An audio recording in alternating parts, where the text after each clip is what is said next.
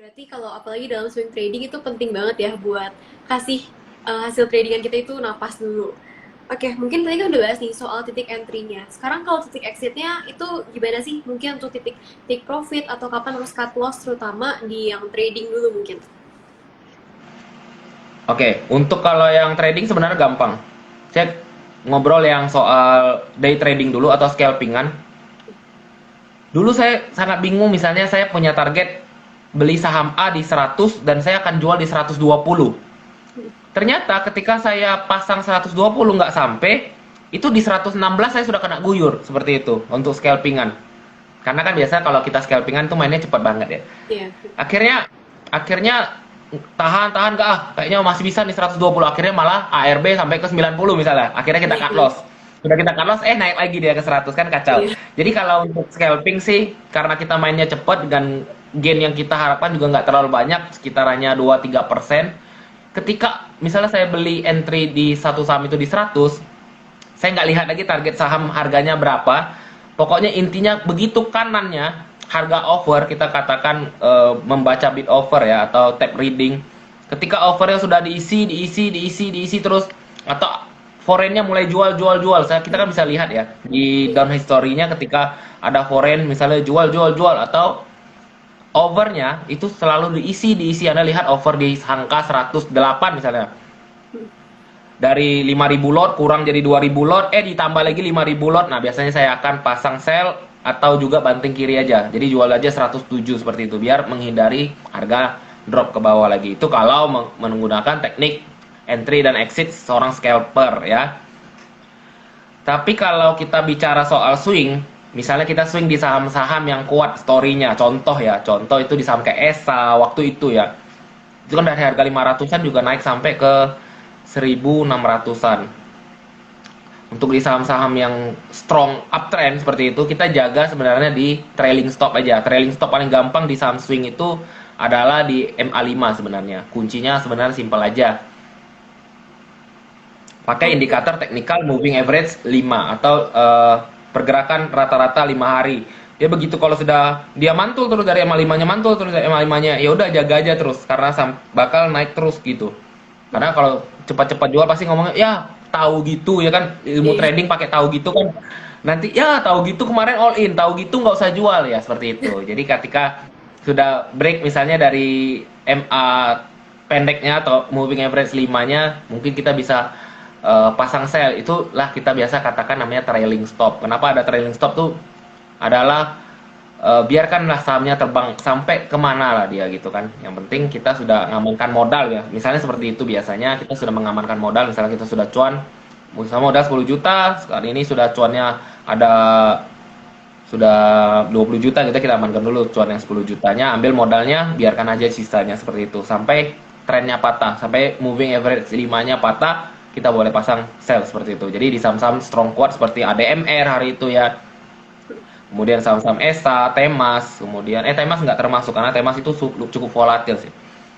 Samudra, SMDR, kemudian saham-saham yang apalagi yang sering ganti kepala waktu itu kayak GZCO, kita juga ikut-ikutan waktu itu sampai ke 240-an. Kita jaga aja MA5, kalau sudah break, jebol, pecah, kita nanti lagi baru ambil di supportnya kayak Doit seperti itu. Kan kalau tadi itu soal titik exit di trading ya, baik di day trading atau di swing trading. Tapi kalau untuk investing, yang bisa dibilang kayak biasa orang 5 sampai 10 tahun itu gimana sih kapan kita nentuin titik exitnya atau titik taking profitnya? Atau mungkin titik cut loss-nya? Kalau kita bicara tentang investasi, sebenarnya tergantung lagi tujuannya. Contoh ya, saya banyak ketemu orang yang invest di big banks, misalnya di BBRI gitu ya, BMRI atau Astra International, itu kan saham-saham untuk investasi. Kalau ditanya kapan masuknya adalah ketika, kalau ditanya kapan masuk terbaiknya ya pasti ketika COVID tahun 2020. Ketika harga Astra tuh turun ke 3 ribuan ya. BRI harganya cuma 2.500, BCA tuh harganya masih waktu itu belum stock split, masih harganya masih eh, turun sampai 20.000 seperti itu. Jadi kalau ditanya kapan masuknya adalah masuk saat kondisi lagi terburuk. Tapi kalau ditanya kalau untuk hold 5 sampai 10 tahun ya biarin aja seperti itu. Ibaratnya kita nabung untuk misalnya investasi, tabungan, pendidikan anak lah, tergantung tujuannya. Jadi kalau ditanya berapa lama, kapan sell-nya, tergantung tujuannya kapan mau di sell sebenarnya. Selagi sebelum itu kan big banks perusahaan-perusahaan gede ya. Hmm. Jadi memang kita targetkan untuk 5 sampai 10 tahun ke depan itu sahamnya masih akan bergerak naik walaupun volatil naik turun tapi untuk secara 5 sampai 10 tahun ke depan kita sudah analisa saham-saham yang seperti itu pasti akan membukukan gain lebih besar daripada instrumen investasi lain lah kayak deposito lah atau emas ataupun lain-lain. Jadi kalau yang paling penting itu bukan tentukan kapan jualnya sih kalau sudah masuk ya. Lebih tepatnya adalah pisahin aja itu RDN-nya, dilupain aja. Karena kalau dilihat itu pasti cepat-cepat bakal dijual. Aduh, ini BRI saya sudah cuan 100% nih. Iya, Pengennya pengen di TP pengennya dulu. iya pengennya di TP dulu. Sedangkan kalau ditanya kapan masuknya ketika sudah masuk baik, sudah masuk punya porsi, tinggal pakai ini benar nih kata Kojon, tinggal pakai strategi namanya dollar cost averaging aja. Lebih ke nabung saham lah. Ada gaji, ada sisihkan dari penghasilan, itu dibeli aja. Misalnya setiap bulan saya akan konsisten beli saham BBRI, contohnya itu di tanggal awal bulan, misalnya di tanggal 1 gitu ya. Dan saya akan beli misalnya sekian lot lah, misalnya 10 lot setiap bulan saya akan nabung saham BBRI, seperti itu. Belinya kapan lebih banyak porsinya? Biasa beli 10 lot, saya belinya 20 lot kapan? Ketika lagi merah dalam, biasanya bakal IHSG sudah jebol misalnya seperti itu ya, terjadi badai ARB, itu blue chip pada turun. Nah, itu dicicil lebih banyak aja dari porsi biasa-biasanya. Mungkin lebih ke seperti itu aja sih kalau untuk investasi. Oke. Kalau gitu tadi kan udah sempat disinggung juga nih kok soal average down dan juga cut loss. Nah, kira-kira itu kapan sih kita menentukan kapan suatu saham ini bisa kita average down dulu atau udah waktunya cut loss aja? Kalau kita bicara lagi soal scalpingan atau copet-copet itu tidak ada yang namanya average down. Jadi tergantung ya. Jadi nanyanya kalau ditanya average down pakai apa enggak, boleh apa enggak, cut loss boleh apa enggak, ya tergantung strategi yang kita pakai. Kalau kita masih scalpingan itu kan kita lebih memaksimalkan dana. Memaksimalkan dana dengan pakai all in plus margin biasanya ya seperti itu kalau kita scalpingan. Jadi itu nggak ada lagi yang namanya average down. Jadi tapi ingat ya, tapi porsinya nggak seperti kita punya porsi swing. Misalnya kita punya porsi swing 100 juta. Nggak mungkin kita all in 100 juta kalau swing. Tapi kalau untuk scalping yang biasanya swing 100 juta, scalping disuruh all in 100 juta, amsyong juga kalau tiba-tiba misalnya drop 2-3 tick aja sudah sakit juga kan.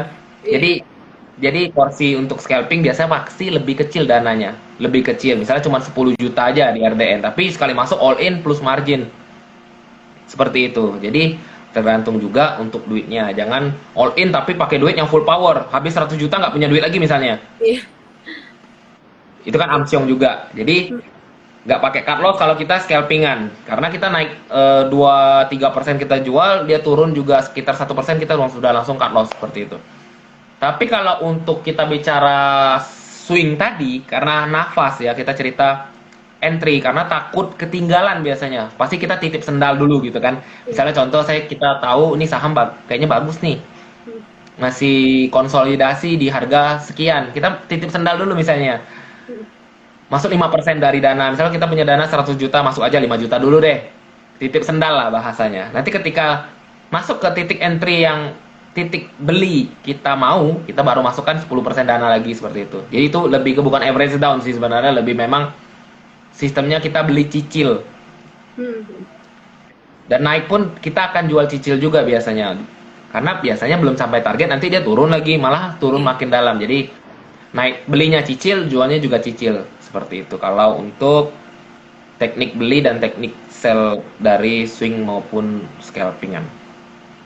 Oke. Mungkin kita udah ngomongin nih soal titik entry ya tadi sama titik exit, terus cara average down dan juga cut loss itu kapan aja. Mungkin mulai nih dari Kobens, kasih dikit dong tips and trick saat membuat trading plan tuh gimana sih? Oke. Sebenarnya kalau bikin trading plan ya, banyak orang mungkin masih mengandalkan kayak sinyal. Kita pun di grup saya juga bikin namanya trading plan kan. Di grup juga kita kasih menu pagi atau menu sore. Tapi masih kebanyakan orang bingung dengan menentukan trading plan. Sebenarnya trading plan dia gampang aja sih. Kalau kita sudah analisa secara teknikalnya sudah bagus, kita tentuin aja entry di harga berapa. Misalnya supportnya ada di 1000 kita katakan ya. Berarti entry buy kita di antara 1010 gitu sampai di 1015 misalnya. Supportnya 1000 ya seperti itu. Dan kita lihat rata-rata di mana support yang berbahayanya seperti itu. Jadi kalau dia sudah 1000 support, berarti 980 jebol kita sudah harus buang seperti itu. Jadi kita tentuin cut loss-nya tidak boleh lebih besar daripada kita punya target, misalnya target price. Misalnya kita target price-nya untuk swing trading 5% nih misalnya. Jangan sampai kita pasang cut loss 700 misalnya, itu kan kacau, sudah sampai turun sampai 30% baru kita cut loss, akhirnya apa? Nyangkut dan merah dalam.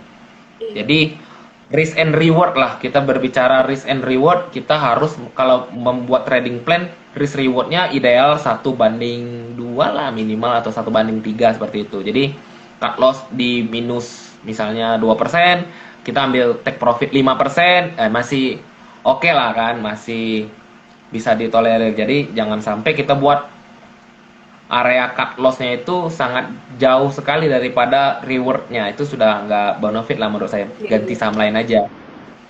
Oke. Seperti Mungkin itu. last question yang dari audiens ya, ada yang nanya nih soal mungkin butuh bantuan juga, minta dibahas soal Goto, katanya nyangkut terus takut turun makin dalam, punya barangnya di harga IPO. Oke, buat tanya yang Goto. Goto hari ini Goto hell ya.